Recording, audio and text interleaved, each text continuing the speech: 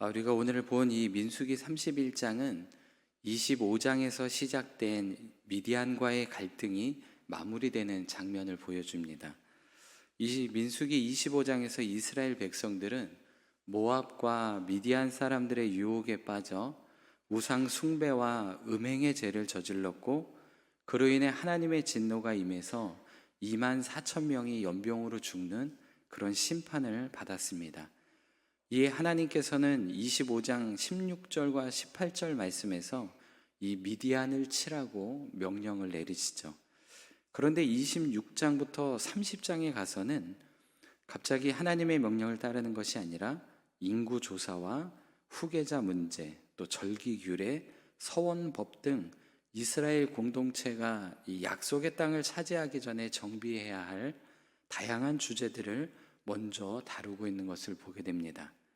그러다가 31장에 와서 다시 미디안과의 전쟁이 본격적으로 진행되고 있는 것을 보죠.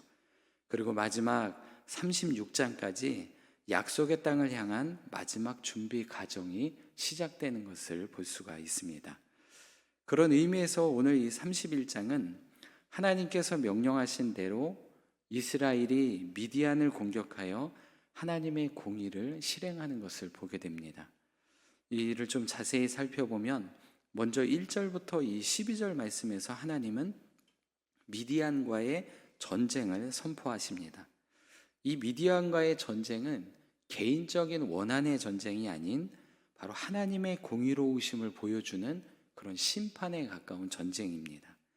하나님은 발락과 이 발람의 계략을 들으셨고, 또 미디안이 이스라엘을 바알 숭배로 타락시킨 죄를 기억하셔서 2절에 보면 미디안을 치라고 명령을 내리십니다. 이에 모세는 3절에서 각 지파에서 1000명씩 총 12,000명의 군대를 모집해서 전쟁을 준비하게 됩니다. 그리고 6절에서 대제사장 엘리야살의 아들 비느하스가 성소의 기구와 또 신호 나팔을 들고 이 전쟁에 함께 동참을 합니다. 즉, 이 전쟁이 하나님의 거룩한 심판임을 의미하고 있는 것입니다. 그렇게 전쟁이 시작되고 이스라엘은 미디안의 5 왕과 이 발람을 죽이게 되죠. 그리고 이스라엘은 미디안의 성읍들을 불태우고 가축과 재물을 탈취하며 부녀들과 아이들을 포로로 잡습니다. 이는 이스라엘을 타락시킨 이 미디안에 대한 하나님의 심판이 얼마나 철저한지 보여주고 있는 것이죠. 그리고 12절에 전쟁에서 승리한 이스라엘 군대는 전리품과 이 포로들을 데리고 모세와 공동체가 있는 곳으로 돌아오게 됩니다. 그런데 이어지는 13절과 이 14절 말씀에 보면 미디안과의 전쟁에서 승리한 이스라엘 군대가 돌아오자 모세는 천부장과 백부장들을 보고 아주 격노하는 것을 보게 됩니다. 여기서 이 노하다라는 이 말은 단순한 화가 아니라 아주 강한 분노를 의미하고 있습니다. 하지만 이스라엘의 이 전쟁 규범에 따르면 약속의 땅, 즉 가나안 땅 밖에서 전쟁을 했을 경우에는 남자만 죽이고 여자와 아이들은 포로로 취하라고 이렇게 하나님이 말씀해 주셨습니다. 그리고 혹 약속의 땅인 가나안 땅에서 전쟁을 하게 되면 남녀노소를 구별하지 말고 모두 진멸하라고 하나님이 이런 명령을 주셨죠. 신명기 20절의 말씀입니다. 그래서 오늘 이 미디안과의 전쟁은 사실 약속의 땅 밖에서 벌어졌던 전쟁이므로 얼마든지 포로를 취해도 되는 전쟁입니다. 그래서 이들은 미디안과의 전쟁에서 포로를 취해서 고향으로 돌아오게 된 것인데, 모세는 이를 보고 분노하고 있다는 것입니다. 그럼 왜 이렇게 분노를 할까? 사실은 모세는 이들 때문에 바알 부올에서 이스라엘의 백성이 우상과 우상 숭배를 하고 음행을 하게 되어서 결국 2만 4천 명이 죽는 벌을 받았기 때문에 그렇습니다. 그래서 또다시 이들로 인해 하나님 앞에 범죄할 수 있기 때문에 모세는 그 사실을 보고 아주 분노하게 되었던 것이죠. 그래서 18절 말씀을 보면 남자를 알지 못하는 여자들만 남겨두고 모두 다 죽이라고 이렇게 명령을 내리십니다. 즉 바알볼 사건과 관련 없는 이 아이들만 살려두라고 말하고 있는 것이죠. 이어서 19절부터 24절에서는 전쟁에 참여했던 모든 군사들에게 정결의식을 행하고 이 정결의식이 끝나는 일곱째 날에 이 진영에 들어오게끔 명령을 내립니다. 그리고 끝으로 25절부터 54절에서는 전쟁에서 얻은 이 가축과 금은 등의 전리품을 분배하는 과정을 소개하는데요. 27절 말씀에 보면 전리품은 절반씩, 즉 군인들과 백성들에게 아주 공정하게 나누어주라고 말씀합니다. 그리고 28절에서 전리품을 받은 군인들은 받은 몫의 500분의 1을 하나님께 드리라고 이렇게 명령을 내리시죠. 그리고 30절에서는 백성들의 받은 몫은 50분의 1을 레위인들에게 주라라고 이렇게 말씀하고 있습니다. 이는 전쟁의 승리가 자신들의 능력이 아니라 바로 하나님의 도우심 때문이고 이스라엘은 하나님의 언약의 백성이므로 한 몸이라는 것을 깨닫게 해주고 있는 것입니다. 그래서 공정한 분배로 전쟁에 나간 군사나 후방에서 기도로 지원한 백성들이 모두 함께 누릴 수 있도록 해주신 것입니다. 그리고 하나님은 이것을 통해 군인들과 백성들 간의 갈등을 해소하고 공정하게 나누어 공동체가 하나 될 수 있도록 유지해주고 있는 것을 보게 됩니다. 그러므로 이것은 단순한 전리품의 분배가 아니라 하나님 나라의 원리를 반영한 공의롭고 공동체적인 이런 경제 질서를 보여준다 할 수 있겠습니다. 그러면 오늘 본문을 통해서 주시는 영적 교훈 한 가지만 좀 살펴보겠습니다. 그것은 전쟁의 승리가 하나님의 은혜이며 또 전리품도 하나님이 주신 선물이므로 공동체와 나누는 것이 바로 하나님의 원칙이다라는 것입니다. 이 말이 조금 긴데요. 쉽게 말씀드리면 받은 은혜를 함께 나누라라는 것입니다. 26절과 27절에 보면 하나님은 미디안과의 전쟁을 통해 얻은 전리품을 전투에 나간 군인들과 진영에 남아있는 회중이 절반씩 나누도록 하셨습니다.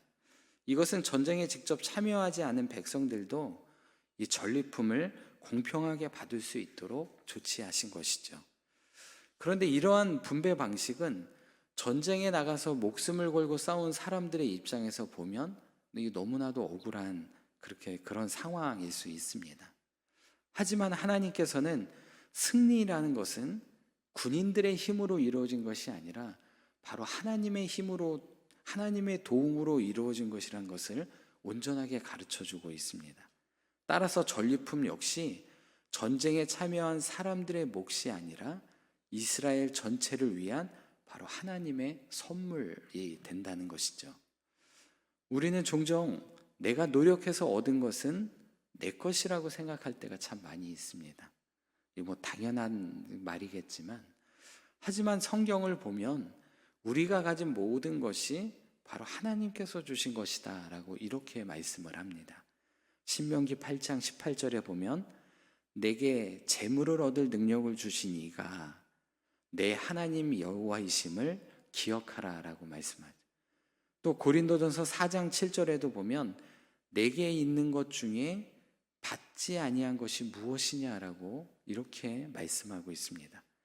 즉 우리가 수고하여 얻은 것이라고 해도 그것은 하나님의 은혜이며 다른 사람들과 함께 나누어야 할 바로 하나님의 선물이라는 것입니다.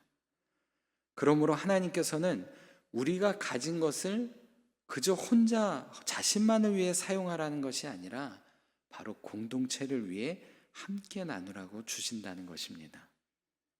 교회는 그리스도의 몸이요 성도들은 각 지체인 것이죠. 만약 몸의 한 부분만 지나치게 커지면 건강이 나빠지듯이 한 사람만이 모든 것을 독점하게 되는 공동체라면 쉽게 무너지고 말 것입니다. 전쟁에서 싸운 군인들이 더 많은 전리품을 받은 것처럼 더 많이 수고한 사람은 더 많은 것을 누리게 될 것입니다. 하지만 하나님께서 우리에게 주신 것에는 다른 사람들의 목도 포함되어 있다는 것을 반드시 기억하시기를 바랍니다. 따라서 우리는 공동체 의식을 가지고 나누며 살아가야 합니다. 이것이 바로 하나님의 원칙이며 성도의 삶의 방식입니다.